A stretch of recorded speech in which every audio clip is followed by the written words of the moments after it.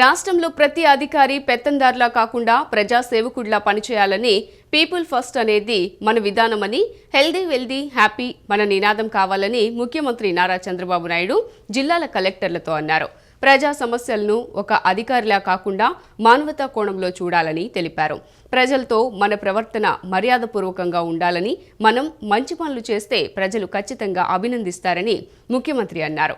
ప్రజాభిప్రాయ సేకరణ ద్వారా సమస్యలు తెలుసుకోవటం, ప్రజల వినతులు వేగంగా పరిష్కరించడం అధికారుల ప్రథమ ప్రాధాన్యాలుగా ఉండాలన్నారు. రాష్ట్ర సచివాలయంలో రాష్ట్ర ప్రభుత్వంలోని అన్ని శాఖల కార్యదర్శులు, విభాగాధిపతులు, 26 జిల్లాలకు చెందిన కలెక్టర్లతో 2వ జిల్లా కలెక్టర్ల సమావేశం నిర్వహించిన ముఖ్యమంత్రి గడిచిన 6 నెలల పాలనపైన, భవిష్యత్తు ప్రణాళికపైన చర్చించారు. ఈ సందర్భంగా ఆయన మాట్లాడుతూ, గత ప్రభుత్వం 10 లక్షల కోట్లపైనే అప్పులు, బకాయిలు మిగిల్చి వెళ్లడమే కాదు, 2 ఏళ్ల పాటు రాష్ట్రానికి వచ్చే నిధులను ముందుగానే వాడేసిందని ముఖ్యమంత్రి అన్నారు. ప్రభుత్వ యంత్రాంగానికి జీతాలు ఇవ్వలేని పరిస్థితుల నుంచి రాష్ట్రాన్ని గట్టెక్కించామని, సంక్షేమం, అభివృద్ధి వైపు వడిగా అడుగులు వేస్తున్నామని చెప్పారు. గత పాలకులు పోర్టులు, సెజులు కూడా కబ్జా చేశారని, ఇలా అన్నింటినీ ఒక్కొక్కటిగా సరిదిద్దుతున్నామని, ఇందులో జిల్లాల కలెక్టర్లు చురుకైన పాత్ర పోషించాలని చెప్పారు. P4 పాలసీ, జీరో పావర్టీ, ఉద్యోగాల కల్పన, జనాభా వృద్ధి, జల సంరక్షణ, వ్యవసాయంలో పెట్టుబడి తగ్గించడం, రైతులకు లాభాలు పెంచడం తదితర అంశాలపై ప్రత్యేకంగా దృష్టి పెట్టాలని సూచించారు. గత ప్రభుత్వంలో భూ అక్రమాలు, లిక్కర్ మాఫియా, ఇసుక దోపిడీ, గంజాయి సాగు, డ్రగ్స్ సరఫరా, ఎర్రచందనం స్మగ్లింగ్, రేషన్ బియ్యం విదేశాలకు అక్రమ రవాణా, ఇలా అన్ని మూలాల్లోకి మాఫియా వెళ్లిపోయిందని, ఇప్పుడు వాటిని కూకటి వేళ్లతో సహా తొలగించాల్సిన బాధ్యత జిల్లాల కలెక్టర్లపైనే ఉందని ముఖ్యమంత్రి అన్నారు. ఎక్కడా గత ప్రభుత్వ పాలనకు సంబంధించిన ఆనవాళ్లు కనిపించకూడదని, ఏపీ బ్రాండ్ను దెబ్బతీసిన వారిని క్షమించవద్దని, విశ్వసనీయతను, నమ్మకాన్ని తిరిగి నిలబెట్టి రాష్ట్రానికి బ్రాండ్ ఇమేజ్ తీసుకురావాలని ముఖ్యమంత్రి మార్గనిర్దేశనం చేశారు. పాలనలో కూడా స్పీడ్ ఆఫ్ డూయింగ్ బిజినెస్ రావాలని, ప్రభుత్వ నిర్ణయాలను వేగంగా అమలు చేయాలని ముఖ్యమంత్రి అన్నారు. జిల్లాల కలెక్టర్లు ఒకరితో ఒకరు పోటీ పడితేనే ఫలితాలు ఆశించినట్లుగా వస్తాయన్నారు. మిమ్మల్ని మీరు నిరూపించుకునేందుకు అందరికీ అవకాశం ఇస్తున్నారని ముఖ్యమంత్రి చెప్పారు. జిల్లాకు 7 నియోజకవర్గాలే ఉన్నందున పాలన సులభతరమేనని, మానవ వనరుల అభివృద్ధి నుంచి శాంతి భద్రతల అమలు వరకు అన్నింటా సమర్థత చూపాలన్నారు. డబ్బులు లేవని అభివృద్ధి పనులు ఆపొద్దని, వినూత్నంగా ఆలోచించి ముందుకు సాగాలని, వచ్చే కలెక్టర్ల సమావేశం నాటికి పరిపూర్ణత రావాలని అన్నారు. పనిచేయని వాళ్లతో పనిచేయించాలని, అవసరమైతే కఠిన చర్యలు తీసుకోవాలని ముఖ్యమంత్రి జిల్లా కలెక్టర్లకు చెప్పారు. ఎప్పుడు కూడా ఒక పక్క క్రైసిస్ ఉంటుంది, క్రైసిస్లో కూడా ఆపర్చునిటీస్ ఉంటాయి. నేను I strongly believe that every crisis is an opportunity. How to convert that opportunity is the leadership. ఇప్పుడే పవన్ కళ్యాణ్ గారు చెప్పినట్టు మేమందరం కూడా ఎన్నికల కంటే ముందు ఒక్కొక్కరికి ఒక అనుభవం ఉంది. మాకు ఒక ఎక్స్పీరియన్స్ ఉంది, మీకు ఒక ఎక్స్పీరియన్స్ ఉంది. ఒక్కొక్కసారి బ్యూటీ ఆఫ్ డెమోక్రసీ, 5 ఏళ్ల తర్వాత భారతదేశంలో మీరు చూస్తే ఎవరైనా ఎక్సెసివ్గా బిహేవ్ చేస్తే డెమోక్రటిక్ కరెక్ట్ చేస్తుంది. అది భారత రాజ్యాంగం ఇచ్చినటువంటి ఒక పెద్ద హస్తం. ఓట్ అనేది కోటీశ్వరులకి ఎక్కువ ఓట్లు ఇచ్చి కామన్ మ్యాన్కి ఒక ఓటు ఇవ్వలేదు. అందరికీ ఈక్వల్గా ఓటింగ్ మాత్రం ప్రతి ఒక్కరికి ఒక ఓటు ఇచ్చారు. ఆ ఓటే ఈ దేశాన్ని ఈరోజు కాపాడుతూ ఉంది. ఇంతమంది వారు చెప్పినట్టు కొన్ని కంట్రీస్ కూడా చూసాం. ఎప్పుడైతే ప్రజాస్వామ్యంలో కరెక్షన్ జరగవో, ఒక డిక్టేటర్షిప్లు వస్తాయో, అప్పుడు నియంతలు కూడా పుట్టుకొస్తారు. లేకపోతే ఆ నియంతల్ని పంపడానికి రెవల్యూషన్స్ కూడా వస్తూ ఉంటాయి. యు హావ్ సీన్ సిరియా, అంతమంది బంగ్లాదేశ్ చూశారు. ప్రజల్లో కానీ ఒక రియాక్షన్స్ వచ్చినప్పుడు అవుట్ బర్స్ట్ అయితే అలాంటి పరిస్థితులు వస్తాయి. కానీ భారతదేశంలో మాత్రం రిపీటెడ్గా ఎలక్షన్ జరుగుతున్నాయి. కాబట్టి ప్రజా చైతన్యమే ఈ ప్రజాస్వామ్యానికి శ్రీరామ రక్ష. అది మనం అందరం కూడా గుర్తుపెట్టుకోవాల్సిన అవసరం ఉంది. పాలసీలు బలంగా చేసినా అమలు చేసే బాధ్యత అధికారులపైనే ఉందని ఉప ముఖ్యమంత్రి పవన్ కళ్యాణ్ అన్నారు. గత పాలకులు వ్యవస్థలను నాశనం చేశారని చెప్పారు. గత ప్రభుత్వ హయాంలో IAS, IPS అధికారుల తీరు చూస్తే ఆశ్చర్యకరంగా ఉండేదన్నారు. గాడిలో పెట్టేందుకే తమకు సమయం సరిపోతోందని తెలిపారు. క్షేత్రస్థాయిలో తప్పులను నియంత్రించే బాధ్యత కార్యనిర్వాహక వర్గానిదేనని తెలిపారు. రాజ్యాంగబద్ధంగా పనిచేస్తే ప్రభుత్వం మద్దతు ఉంటుందని స్పష్టం చేశారు. ప్రజల్లో చైతన్యం మెండుగా ఉంది. తప్పు జరిగితే తిరగబడతారు, జాగ్రత్త అని హెచ్చరించారు. రాష్ట్ర సచివాలయంలో అన్ని జిల్లాల కలెక్టర్ల సమావేశం ముఖ్యమంత్రి చంద్రబాబు నాయుడు అధ్యక్షతన జరిగింది. సమావేశంలో ఉప ముఖ్యమంత్రి పవన్ కళ్యాణ్ మాట్లాడుతూ గత 5 ఏళ్లలో రాష్ట్రంలో వ్యవస్థల మూలాలు కదిలిపోయాయని, వ్యవస్థల్లోకి నిర్లక్ష్యం, నిర్లిప్తత ఆవహించిందని చెప్పారు. పట్టాలు తప్పిన వ్యవస్థలను తిరిగి గాడిలో పెట్టడానికే చాలా సమయం వెచ్చించాల్సి వస్తోందని వాపోయారు. శాఖాపరంగా సమీక్షలు చేస్తున్నప్పుడు గత 5 ఏళ్లలో వ్యవస్థలు ఎంత దారుణంగా పనిచేశాయో తెలుసుకుంటుంటే ఆశ్చర్యపోవడమే తన వంతు అవుతోందన్నారు.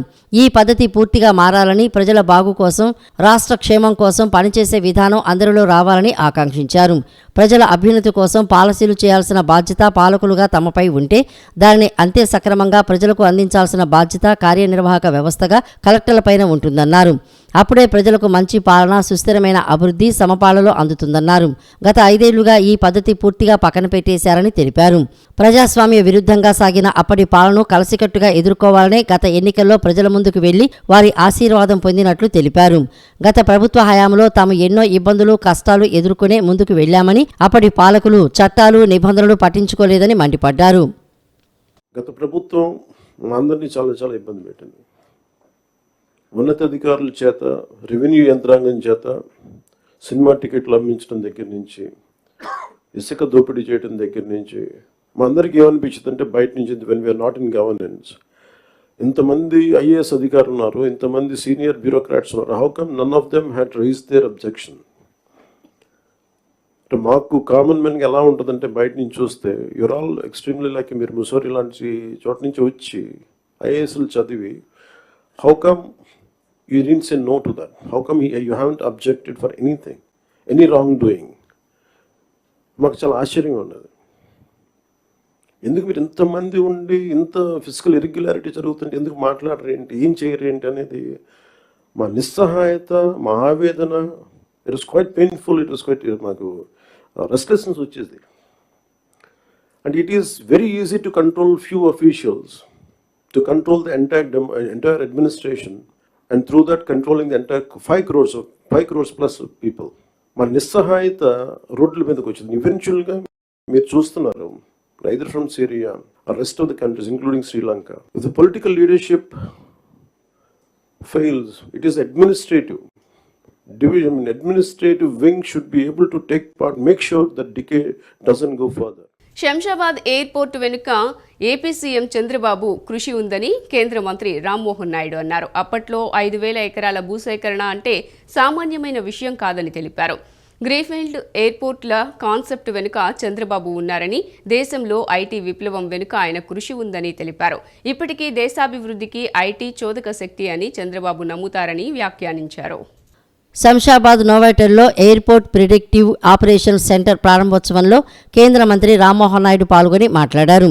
గ్రీన్ఫీల్డ్ ఎయిర్పోర్టుల కాన్సెప్ట్ వెనుక చంద్రబాబు ఉన్నారని అన్నారు. దేశంలో ఐటీ విప్లవం వెనుక ఆయన కృషి ఉందని చెప్పారు. ఇప్పటికీ దేశాభివృద్ధికి ఐటీ చోదక శక్తి అని చంద్రబాబు నమ్ముతారని వ్యాఖ్యానించారు. విమానాశ్రయాల నిర్వహణలో అత్యున్నత సాంకేతికతను వాడుతున్నట్లు వివరించారు. సరికొత్త సేవలు అందిస్తున్నట్లు చెప్పారు. దేశంలోని 24 విమానాశ్రయాల్లో డిజియాత్ర టెక్నాలజీ వాడుతున్నామని చెప్పారు. డేటా అనలిటిక్స్ వాడి సేవలు మరింత మెరుగ్గా అందిస్తామని అన్నారు. విమానాశ్రయం అంటే కేవలం రవాణా సౌకర్యం కాదని, అది ఉపాధి మార్గం, సాంస్కృతిక కేంద్రం కూడా అని పేర్కొన్నారు. నరేంద్ర మోడీ నాయకత్వంలో విమానయాన మంత్రిత్వ శాఖ వేగంగా అభివృద్ధి చెందుతోందన్నారు. ప్రపంచమంతా భారతదేశం వైపు చూస్తోందని తెలిపారు. వరంగల్, భోగాపురం ఎయిర్పోర్టులను పూర్తి చేయాల్సి ఉందని అన్నారు. భోగాపురం విమానాశ్రయం 2026 జూన్ కల్లా పూర్తవుతుందని తెలిపారు. మరో 5 ఏళ్లలో 50 విమానాశ్రయాలు పెంచడమే లక్ష్యంగా పెట్టుకున్నామన్నారు. ఎయిర్పోర్టు ప్రిడిక్టివ్ ఆపరేషన్ సెంటర్ ప్రారంభించడం ఒక మైలురాయని రామ్మోహన్ నాయుడు పేర్కొన్నారు. Passenger engagement through HOI mobile app, predictive analytics based plan of the day, self baggage drop facility, and IoT-based smart trolley systems, smart washrooms, and many more in the pipeline. And I see that Hyderabad Airport, which is connected to around 90 destinations across the country and international, has seen the highest passenger growth in the country from about 6.5 million passengers in 2010 to 25 million passengers in 2024, reflecting a growth of almost 4 times. The flight moments have jumped from 220 per day to more than 550 flights per day during the same period, which is quite remarkable growth. When we look at the airports across the country, we are very proud with the achievements that the Hyderabad airport has specifically achieved. And in anticipation of the rapid growth in passenger traffic, the terminal capacity has also been increased to 34 million per annum recently, which is also very good for the passengers. And this epoch facility that we are starting today totally aligns with that vision that I have for the country, and especially when I took charge as the Minister for Civil Aviation, the word that I used specifically in how I am going to deal with civil aviation was I want to create ease of flying. I want to make it more passenger-centric. And how do you do that is to bring in the available technology that is there today into the day-to-day operations for the airlines, for the airports and other technologies. విద్యాశాఖలో automated permanent academic account registry ID జారీ సమయంలో ఎదురైన ఇబ్బందులను ప్రస్తుతం మార్పు చేసి సరిచేస్తున్నట్లు మంత్రి నారా లోకేష్ తెలిపారు. విధానాలను సగం నుంచి డిజిటలైజ్ చేయడమే కాకుండా పూర్తిగా వాటి ప్రాసెస్ను రీఇంజనీరింగ్ చేయాల్సి ఉందని తెలిపారు. 153 పౌర సేవలు వాట్సాప్ ద్వారా ఇచ్చేందుకు వీలుగా కార్యాచరణ సిద్ధం చేశామన్నారు. వాట్సాప్ ద్వారా పౌర సేవలు అందించే అంశంపై కలెక్టర్ల సదస్సులో మంత్రి నారా లోకేష్ ప్రెజెంటేషన్ ఇచ్చారు. ఇక నుంచి వెబ్సైట్ ద్వారా ప్రభుత్వ సమాచారం అంతా వచ్చేలా కార్యాచరణ సిద్ధం చేస్తున్నట్లు ఆయన తెలిపారు. జనన మరణాల ధ్రువపత్రాల జారీకి పాటిస్తున్న విధానంపై సమీక్షించాలన్నారు. విద్యాశాఖలో automated permanent academic account registry ID జారీ సమయంలో ఎదురైన ఇబ్బందులను ప్రస్తుతం మార్పు చేసి సరిచేస్తున్నట్లు తెలిపారు. విధానాలను సగం నుంచి డిజిటలైజ్ చేయటమే కాకుండా పూర్తిగా వాటి ప్రాసెస్ను రీ-ఇంజనీరింగ్ చేయాల్సి ఉందని చెప్పారు. ప్రస్తుతం ప్రపంచంలో యుఏఈ మాత్రమే ఒకే ప్లాట్ఫామ్పై పౌర సేవలు అందిస్తోందన్నారు. ప్రభుత్వ సమాచారం ఒకే చోట ఉండేలా www.ap.gov.in అధికారిక వెబ్సైట్లో పొందుపరుస్తామని వెల్లడించారు. 153 పౌర సేవలు వాట్సాప్ ద్వారా ఇచ్చేందుకు వీలుగా కార్యాచరణ సిద్ధం చేశామని తెలియజేశారు. గౌరవ ముఖ్యమంత్రి గారి విజన్ ఏంటంటే ప్రభుత్వ వెబ్సైట్స్ కూడా ఇంకేం ఉండవు. There'll be only single website called ap.gov.in and there will be a simple search bar. So government data మొత్తం will be searched, access there. ఆ సెర్చ్ బార్లో కూడా వెళ్ళి సింపుల్గా నాకు పెన్షన్ రావట్లేదు అని కొడితే వర్క్ ఫ్లో వాట్సాప్లో ఏదైతే వర్క్ ఫ్లో ఉందో ఆ workflow will start there. అట్లా మొత్తం గవర్నెన్స్ని మొత్తం స్ట్రీమ్లైన్ చేయాలి అనేది గౌరవ ముఖ్యమంత్రి గారు ఆదేశం. సో ఇదేదో it is not a dog and pony show project, it is not a vanity project, it is about true delivery of services to the end man. రాష్ట్ర మంత్రి కొల్లు రవీంద్ర సోదరుడు వెంకటరమణ హఠాన్ మరణంపై ముఖ్యమంత్రి చంద్రబాబు నాయుడు దిగ్భ్రాంతిని వ్యక్తం చేశారు. వెంకటరమణ మృతిపై ముఖ్యమంత్రి తన సంతాపం తెలిపారు. మంత్రి రవీంద్ర కుటుంబంలో ఇది తీవ్ర విషాదమని, సోదరుని మృతిపై కొల్లు రవీంద్ర కుటుంబానికి తన సానుభూతిని తెలుపుతున్నానని ముఖ్యమంత్రి అన్నారు. ఆయన ఆత్మకు శాంతి చేకూరాలని దేవుణ్ణి ప్రార్థిస్తున్నట్లు సీఎం తెలిపారు. 10వ తరగతి ఇంటర్మీడియట్ పబ్లిక్ పరీక్షల షెడ్యూల్ను మంత్రి నారా లోకేష్ బుధవారం విడుదల చేశారు. పరీక్షలు మార్చి 1 నుంచి ప్రారంభమై అదే నెల 20న ముగియనున్నాయి. ప్రాక్టికల్ పరీక్షలు ఫిబ్రవరి 10 నుంచి 20వ తేదీ వరకు 9 గంటల నుంచి 12 గంటలు, మధ్యాహ్నం 2 గంటల నుంచి సాయంత్రం 5 గంటల వరకు 2 విడతల్లో నిర్వహిస్తారు. వృత్తి విద్యా కోర్సులకు ఫిబ్రవరి 5 నుంచి 20 వరకు పరీక్షలుంటాయి. సమగ్ర శిక్ష ఆధ్వర్యంలోని వృత్తి విద్యా పరీక్షలు 22న ఉదయం 10 గంటల నుంచి 12 గంటల వరకు నిర్వహిస్తారు. మార్చి 17 నుంచి 31 వరకు 10వ తరగతి పరీక్షలు జరగనున్నాయి. ఏపీలో 10 ఇంటర్ పరీక్షల షెడ్యూల్ విడుదలైంది. ఈ 2 పరీక్షలకు సంబంధించిన షెడ్యూల్ను బుధవారం సాయంత్రం మంత్రి నారా లోకేష్ వేర్వేరుగా విడుదల చేశారు. మార్చి 17 నుంచి 31 వరకు 10వ తరగతి పరీక్షలు జరగనుండగా మార్చి 1 నుంచి 19 వరకు ఇంటర్ ప్రథమ సంవత్సరం, మార్చి 3 నుంచి 20 వరకు ఇంటర్ ద్వితీయ సంవత్సరం వార్షిక పరీక్షలు జరగనున్నాయి. విద్యార్థులు ప్రిపరేషన్స్పై దృష్టి పెట్టడానికి సరిగ్గా ప్లాన్ చేసుకునేందుకు ఇదే సరైన సమయమని మంత్రి తెలిపారు. ఒత్తిడికి గురి కాకుండా ఆరోగ్యాన్ని జాగ్రత్తగా కాపాడుకుంటూ మంచి ఫలితాలు సాధించేందుకు ప్రయత్నించాలని విద్యార్థులకు ఆయన సూచించారు. విద్యార్థులకు ఒత్తిడి తగ్గించేలా రోజు విడిచి రోజు పరీక్ష ఉండేలా ప్లాన్ చేసినట్లు లోకేష్ తెలిపారు. విద్యార్థులందరికీ ఈ సందర్భంగా ఆల్ ది బెస్ట్ చెప్పారు.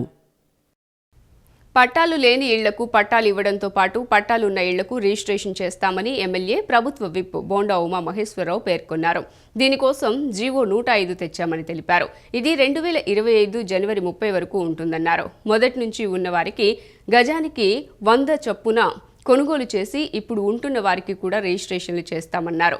కొన్ని ప్రాంతాల్లో ఇళ్లకు 22A జీవోతో ఇబ్బందులు వచ్చాయని గుర్తు చేశారు.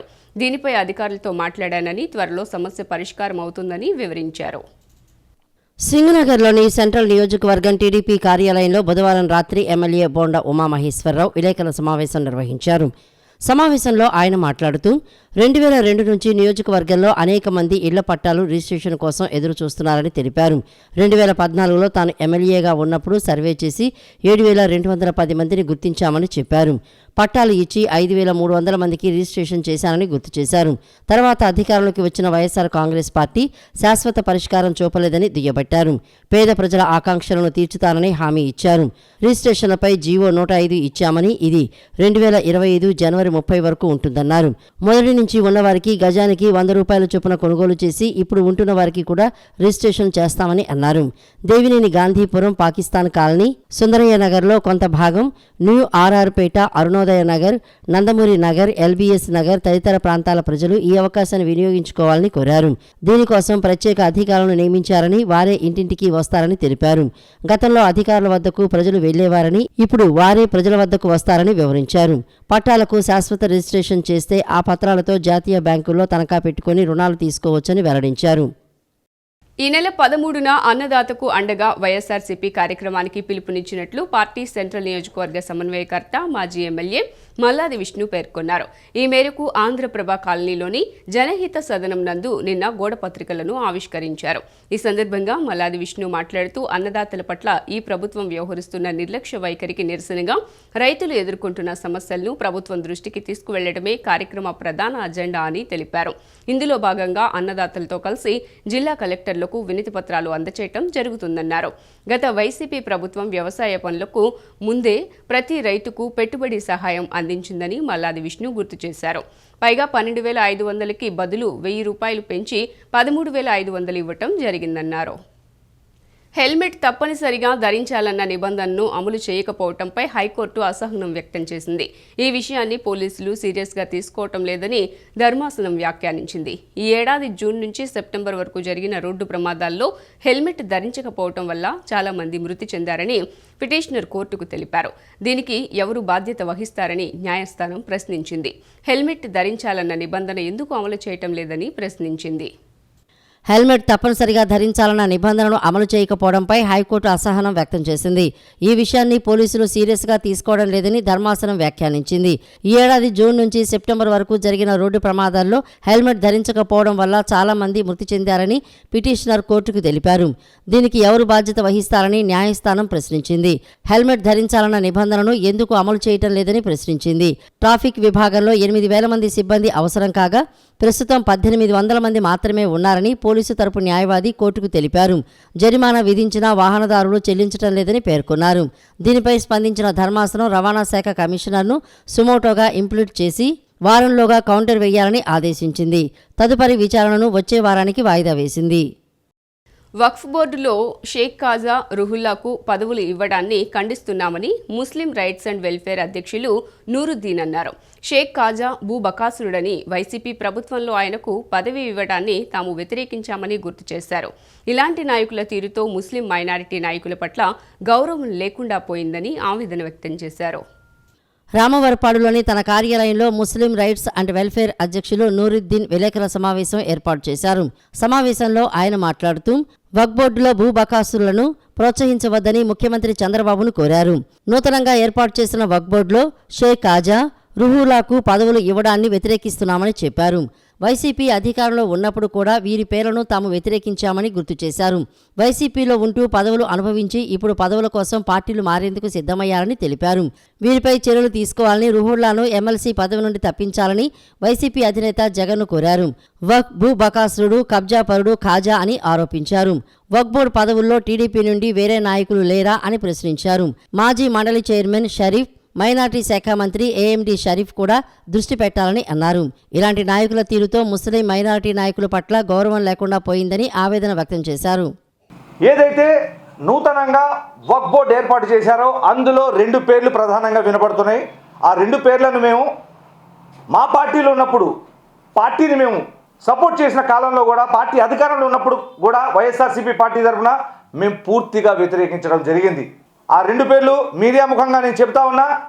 ఒకడు వక్ఫ్ భూ గజ దొంగ, వక్ఫ్ భూ బకాసురుడు షేక్ ఖాజా అయితే, దానికి జోడీగా జోడెద్దుల బండి అంటారు చూసారా, దానికి జోడీగా ఉన్నటువంటి కార్పొరేటర్ స్థాయికి కూడా లేని వ్యక్తిని ఎమ్మెల్సీగా చేసినటువంటి మహోన్నతమైనటువంటి వ్యక్తి జగన్మోహన్ రెడ్డి గారు.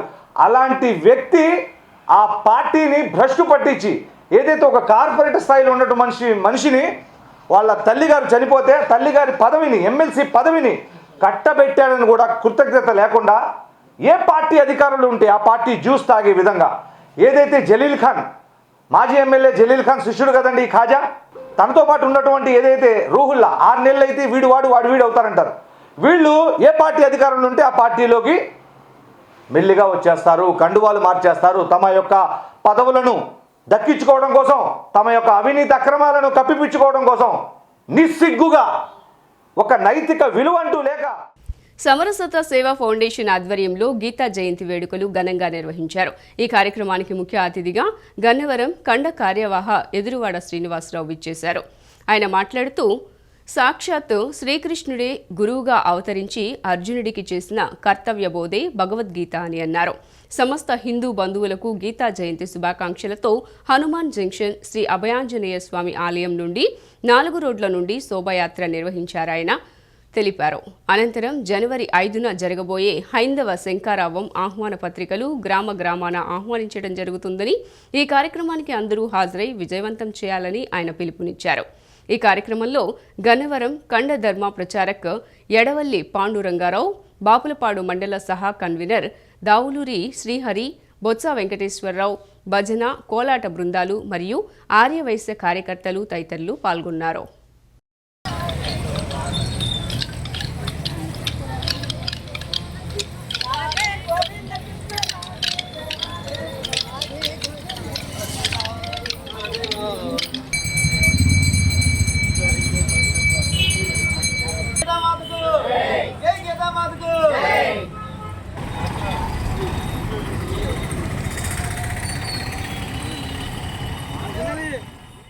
సిటీ న్యూస్ ఇంతటితో సమాప్తం. తిరిగి వార్తల్లో మళ్ళీ కలుద్దాం.